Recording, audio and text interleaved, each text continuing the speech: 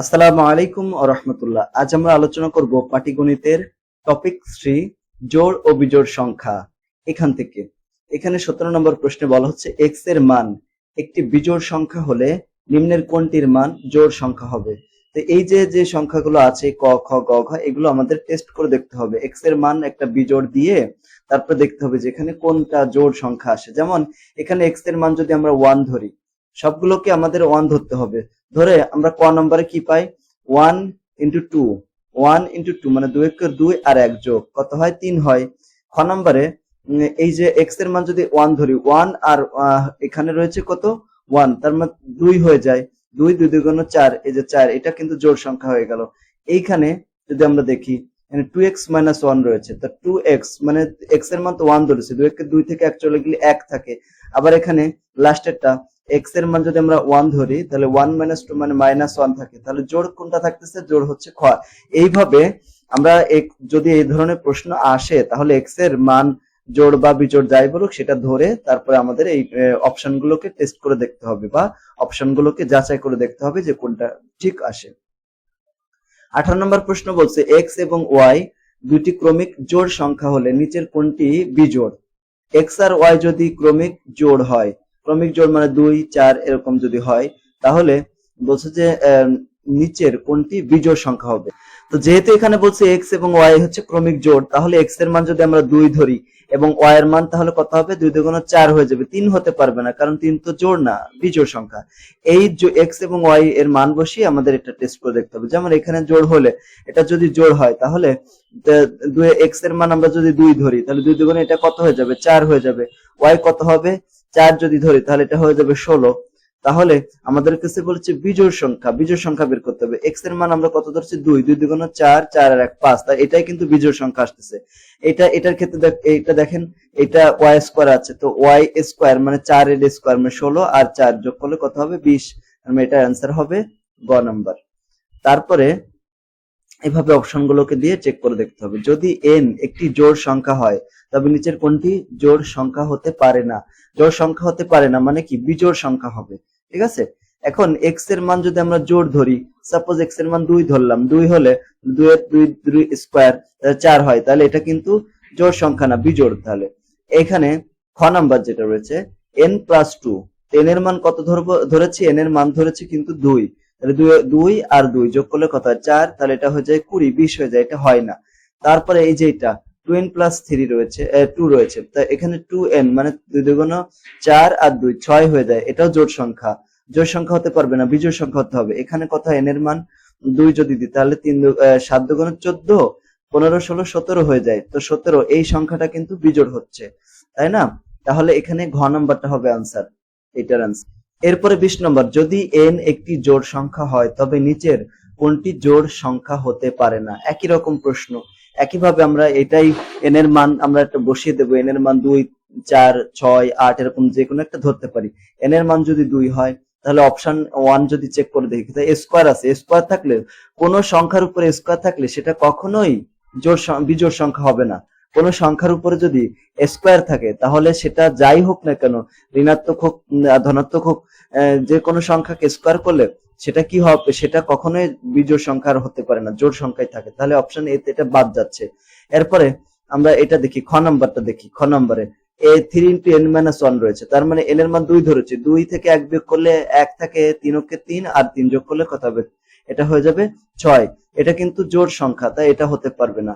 ঠিক আছে, তারপরে গ নাম্বার 2n প্লাস n, তো n এর মান তো আমি জোড়ই ধরেছি, স্কয়ার করলে 4 হয়, আর এখানে 2 আর 2 গুণ করলে কত হয় 4 আর 2 যোগ করলে 6 হয়, এটাও বাদ।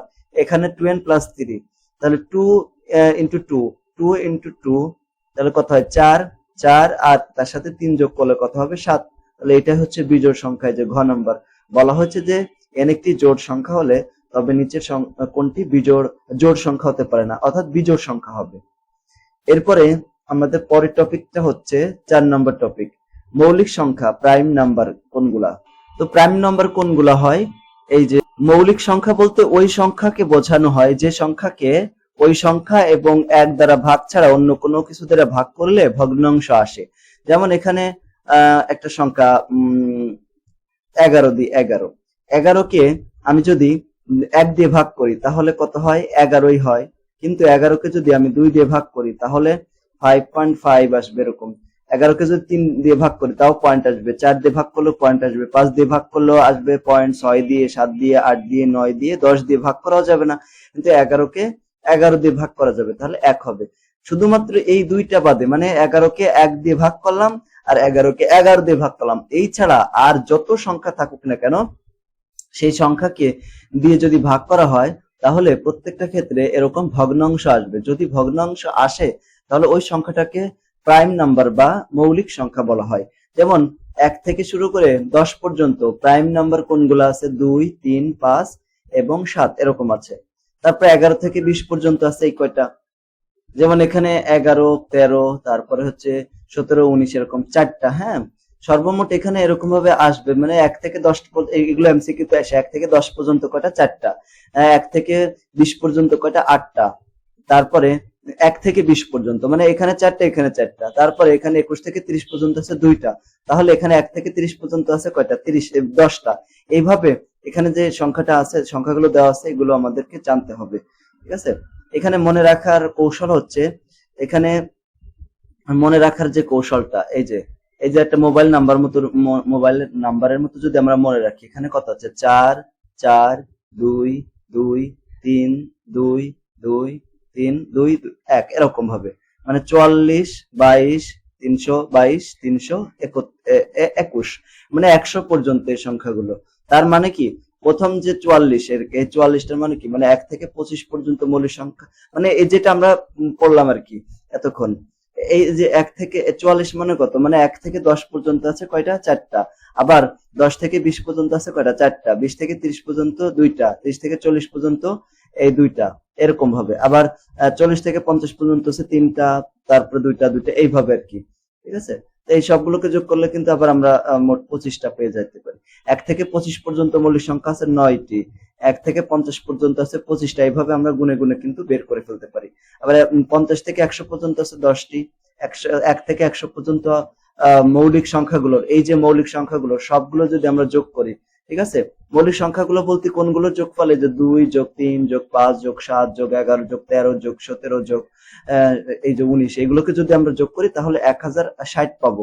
এগুলো কিন্তু এমসিকিউ তে আসতে পারে, এগুলো আমাদেরকে মনে রাখতে হবে। তারপর এখানে নিচের কোনটি মৌলিক সংখ্যা? তো নিচের কোনটি মৌলিক সংখ্যা হবে যেটাকে ওই সংখ্যা ছাড়া অন্য কোন সংখ্যা দ্বারা ভাগ করলে মিলে না? ঠিক আছে, ভগ্নাংশ। যেমন 47কে 47 ছাড়া এবং 1 ছাড়া অন্য যে কোনো সংখ্যা দ্বারা ভাগ করলে ভাগফল কিন্তু ভগ্নাংশ আসবে। এই জন্য 47টা হচ্ছে মৌলিক সংখ্যা। 1 ও 30 এর মধ্যে কয়টি মৌলিক সংখ্যা আছে? আমরা একটু আগে কিন্তু দেখলাম যে 1 থেকে 10টা পর্যন্ত আছে কয়টা? 4টা। 4টা। 10 থেকে 20 পর্যন্ত আছে কয়টা? 4টা। 20 পর্যন্ত 4টা আছে। আবার 20 থেকে 30 পর্যন্ত আছে 2টা। তাহলে টোটাল কত হচ্ছে?